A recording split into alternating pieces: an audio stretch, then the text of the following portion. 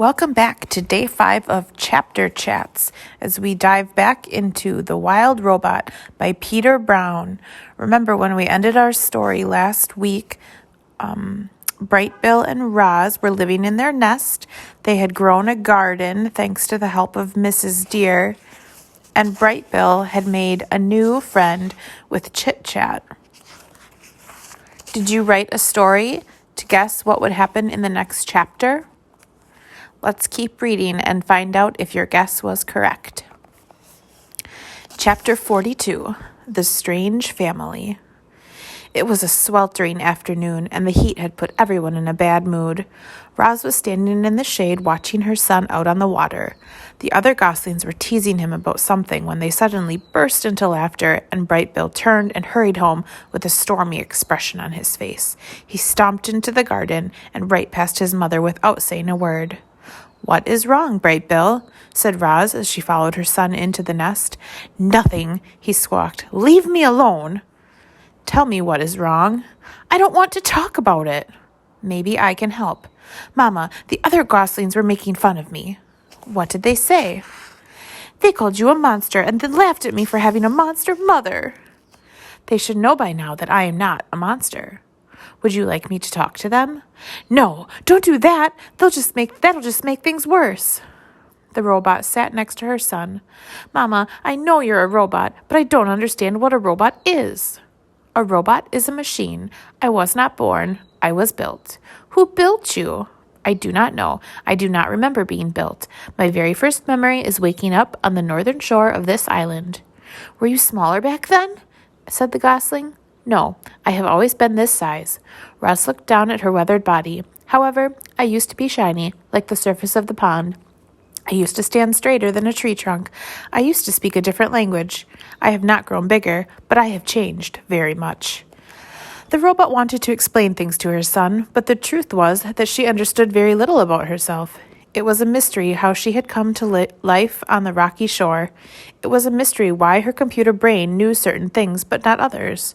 She tried to answer Bright Bill's questions, but her answers only left him more confused. "What do you mean, you're not alive?" squawked Bright Bill. "It is true. I am not an animal. I do not eat or breathe. I am not alive." "You move and talk and think, Mama. You're definitely alive." It was impossible for such a young goose to understand technical things like computer brains and batteries and machines. The gosling was much better at understanding natural things like islands and forests and parents. Parents. The word suddenly left Bright Bill feeling uneasy. "You're not my real mother, are you?" "There are many kinds of mothers," said the robot. "Some mothers spend their whole lives caring for their young. Some lay eggs and immediately abandon them. Some care for the offspring of other mothers. I have tried to act like your mother, but no, I am not your birth mother." "Do you know what happened to my birth mother?" Roz told Bright Bill about that fateful day in spring, about how the rocks had fallen and only one egg had survived, about how she'd put the egg in a nest and carried it away, about how she'd watched over the egg until a tiny gosling hatched. Bright Bill listened carefully until she finished. "Should I stop calling you Mama?" said the gosling. "I will still act like your mother, no matter what you call me," said the robot. "I think I'll keep calling you Mama." "I think I will keep calling you son." "We're a strange family," said Bright Bill with a little smile. "But I kind of like it that way." "Me too," said Roz. Chapter 43. The Gosling Takes Off. It must be hard to have a robot for a mother. I think the hardest part for Bright Bill was all the mystery that surrounded Roz. Where had she come from? What was it like to be a robot? Would she always be there for him? These questions filled the gosling's mind, and his feelings for his mother swung between love and confusion and anger. I'm sure many of you know what that's like. Roz could sense that Bright Bill was struggling, and so she spent a lot of time talking with him about families and geese and robots. "There are other robots on the island?" said the gosling during one of their talks. He'd been sitting beside his mother in the garden, but now stood and faced her. "Yes, there are others on the island," said Roz, "but they are inoperative." "Inoperative?" "For a robot, being inoperative is like being dead." Where are the dead robots? They are on the northern shore. I want to see them. I do not think that is a good idea. Why not? You are still a gosling. You are too young to see dead robots. I will take you to see them when you are older. Mama, I am not a gosling anymore. Bright Bill puffed out his chest. I'm already 4 months old. I am sorry, said Roz, but you cannot go. Bright Bill stomped around the garden and squawked, That isn't fair. I promise I will take you to see them when you are older, said the robot. But I want to go now. Please, calm down. You can't even fly. I could take off and you wouldn't be able to stop me. Roz stood, and her long shadow fell across her son. The gosling could feel his emotions swinging wildly, and for a moment he was actually afraid of his own mother. Without thinking, he sprinted toward the pond, beat his wings, and flew away. Chapter 44, The Runaway. Your son will be fine, said Loudwing. You know how they are at this age. I do not know, said Roz. Please tell me how they are at this age. Oh, right. Well, Bright Bill is growing up fast. It's only natural for adolescent goslings to be a little moody. He just needs to be alone for a while. You've raised a wonderful son. I know he'll be home soon. Try not to worry. But Roz did worry. At least she worried as much as a robot is capable of worrying. Bright Bill had never run away or flown away, and suddenly Roz was computing all the things that could go wrong. A violent storm, a broken wing, a predator. She had to find her son before something bad happened. There was only one place Bright Bill could have gone, the robot gravesite. So Roz galloped northward. She leaped over rocks and ducked under branches and charged through meadows without even slowing her pace. She raced all the way across the island until she finally stepped onto the sea cliffs above the gravesite. And there was Bright Bill, perched on the edge, looking at the robot parts scattered on the shore below. His eyes were wet. Don't be angry, he said as his mother walked over. I am not angry, but you should not have flown off like that. You could have gotten hurt, or worse, I was worried sick. I'm sorry, Mama. It is okay, said Roz. It is only natural for goslings your age to be a little moody. Mama, I need to understand what you are, and I think it might help to see those other robots. You are right. It might help. Why are you not down there? I was about to go, said Bright Bill, but I got nervous. I want you to go with me. Let us go down there, said Roz. Together. The gosling floated on the breeze beside her mother as she climbed down the cliffside. Down they went, past ledges and seagulls and tough little trees, until they were standing on the rocky shore with the cliffs looming behind them. The grave sites had changed. Roz's crate was gone, lost to weather or waves. Some of the robot parts were gone too. Other parts were gritty with sand, or were tangled in seaweed, or were inhabited by small, scuttering creatures. One smashed torso still had a head and legs attached. Roz and Bright Bill huddled around the corpse and studied the mess of tubes spilling out. This thing used to look like you, said Bright Bill. Yes, we are the same type of robot, said Roz. And now this robot is dead. In a way. Will you ever die, Mama? I think so. Will I die? All living things die eventually. The gosling's face scrunched with worry. Bright Bill, you are going to live a long and happy life. Roz laid a hand on her son's back. You should not worry about death. The gosling's face relaxed, and then he pointed to a small, round shape on the back of the dead robot's head. What's that? He said. Roz leaned in closer. That is a button, which is a knob on a piece of machinery that can be pressed to operate it. Bright Bill began pressing the button. Click, click, click. Nothing is happening, he said, probably because the robot is dead. Click, click, click. Mama, do you have a button? Bright Bill watched as his mother's head turned all the way around and a small button came into view. You've got one, he said. I never noticed it before. Neither did I, said the robot. The gosling giggled. Oh, Mama, you have so much to learn about yourself. Roz reached for the button on her head, but her hand automatically stopped before she could touch it. She tried with her other hand, but it automatically stopped as well. It seems I cannot press the button, she said. Would you like to try? What will happen? I think that I will shut down, but I think you could simply press the button again to restart me. You think? Squawked Brightbill. What if you're wrong? What if you wake up different? What if you never wake up? Mama, I don't want to shut you down.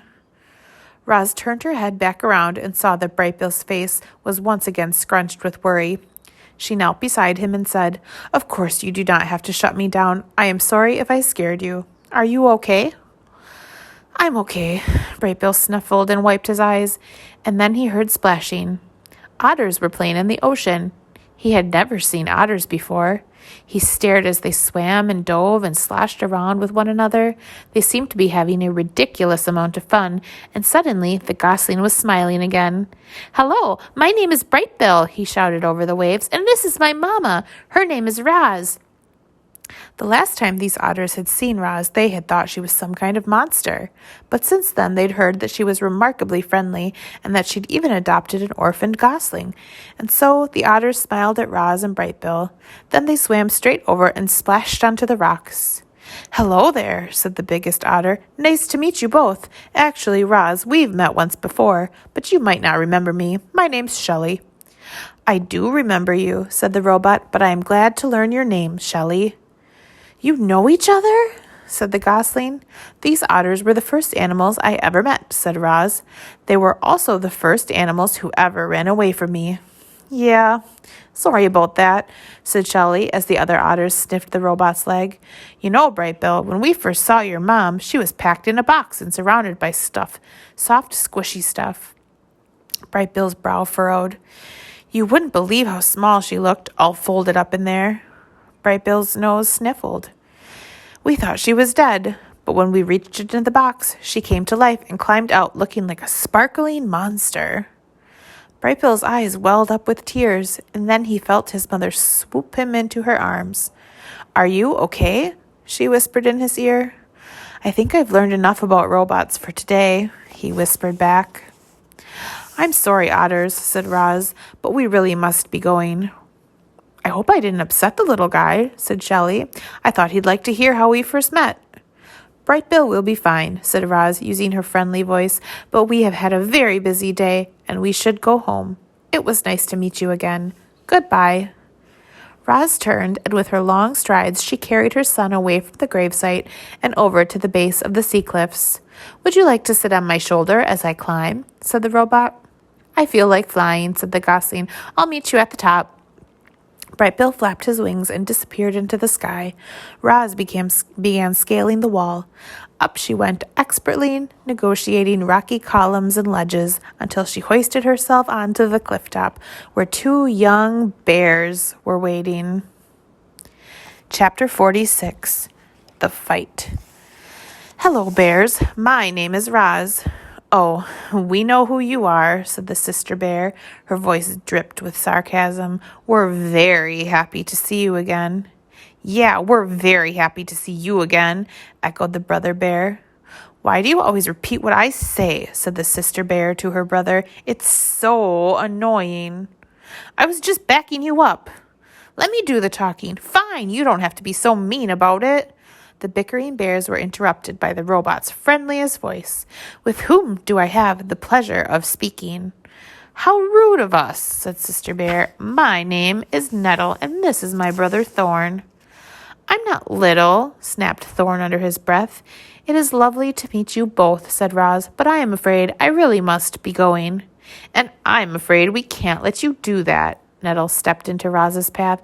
My brother and we don't like monsters. I am not a monster. I am a robot.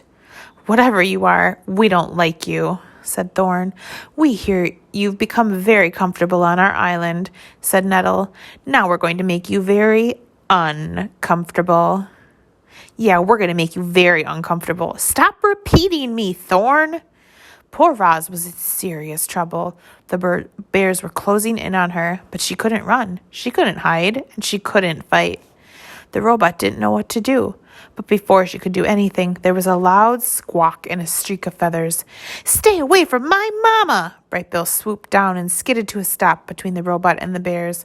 "So the rumors are true," Nettle laughed. "There really is a runty gosling who thinks the robot is his mother. How could anyone be so stupid? Do yourself a favor, Gosling, and fly away before you get hurt." "She is right, Bright Bill," said Roz. "Please let me handle this." But the gosling stood his ground. He spread his wings and hopped around, ready to defend his mother. The bears roared with laughter. Then, with a flick of her paw, Nettle sent Bright Bill tumbling over the ground, over and over, until he flopped onto his back and stared up at the sky, stunned. "This is our island," snarled Nettle, "and it's time for you to go," growled Thorn. Roz made herself as big as possible. She banged her chest and roared wild, angry sounds. But the bears were not intimidated. They roared right back, and then they attacked.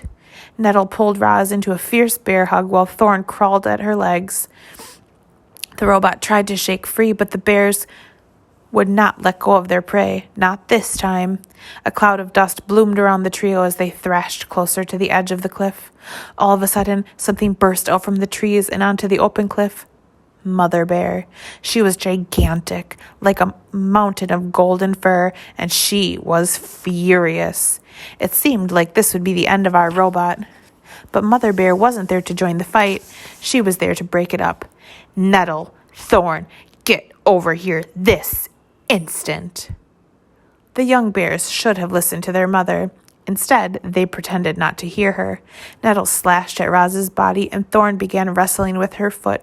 She grabbed the foot with both paws and forced it up from the ground. Then, with every ounce of his strength, he twisted the foot around. Reader, the following events happened very quickly. First, there was a strange thwip sound as the robot's right foot popped off her leg and sailed through the air. Then everyone toppled over. Nettle and Roz fell sideways along the edge, but Thorn fell backward and tumbled right off the cliff. Do you know what the most terrible sound in the world is? It's the howl of a mother bear as she watches her cub tumble off a cliff. Mother Bear's howl was so strangled that it snapped Bright Bill right out of his stupor. Her howl was so powerful that it shook Roz's entire body. Her howl was so loud that animals heard it clear across the island. But there was no reply from Thorn. Mother Bear's howl slowly faded, and she wilted to the ground. Roz watched as her detached foot sailed over the edge and plummeted down to the shore below. It fell past circling seagulls, smashed off a rock, and disappeared into the waves. And that's when the robot noticed something furry dangling from the cliffside. Thorn! His full weight hung from a tree that was rooted into the rock wall. He gripped the tree tightly in his jaws and looked up at Roz with wide, frightened eyes. "I see Thorn!" shouted Roz. "Grab my legs, quickly!" Mother Bear and Nettle scrambled to their feet. Each bear took a leg in her mouth, and together they slowly lowered Roz head first down the cliff.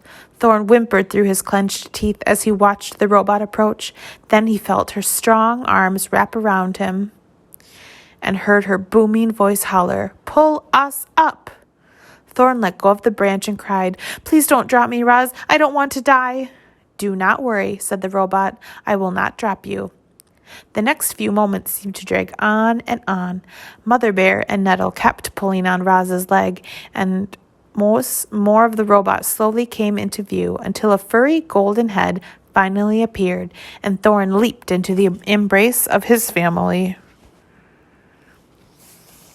Chapter 47. The Parade. "Does it hurt?" Bright Bill touched the smooth surface where his mother's foot used to be. "No, it does not hurt," said Roz, "but it will be difficult for me to walk." The bears huddled behind the gosling and stared at the robot's stump of a leg. Nobody understood how a foot could pop off like that, or how Roz could remain calm. "Roz, I'm sorry my cubs attacked you," said Mother Bear. "Sometimes they're completely out of control." "It is okay. You know how they are at this age."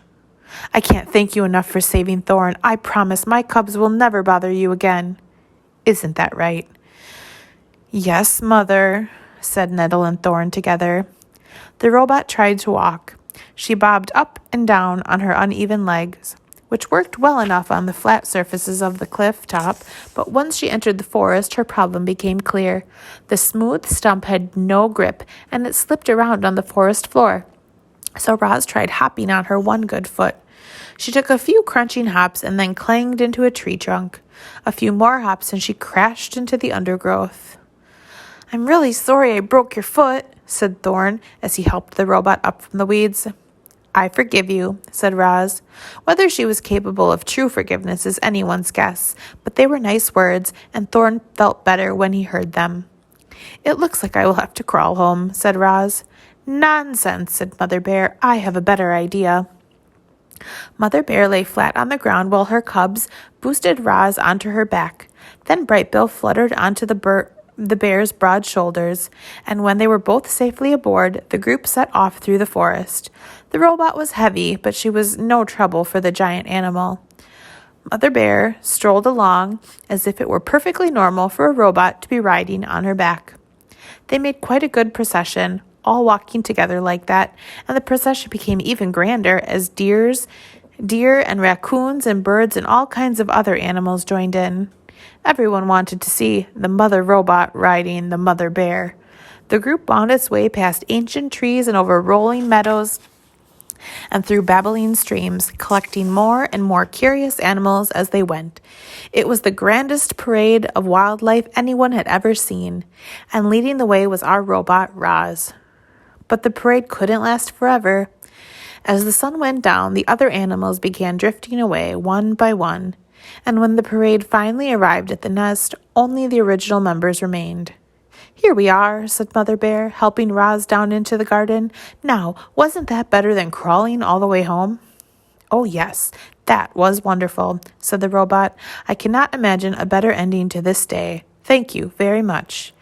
"Yeah, that was amazing," squeaked the gosling. "My friends won't believe me when I tell them I rode across the island on the back of a bear." "I'm glad you enjoyed yourself," Mother Bear said. "It's the least I could do after all the trouble these two caused." Her smile became a frown, and she glared at her cubs, who suddenly took great interest in a pebble on the ground. It was late, and it had been a long, difficult day for everyone. So the bears said goodbye and headed back to their cave.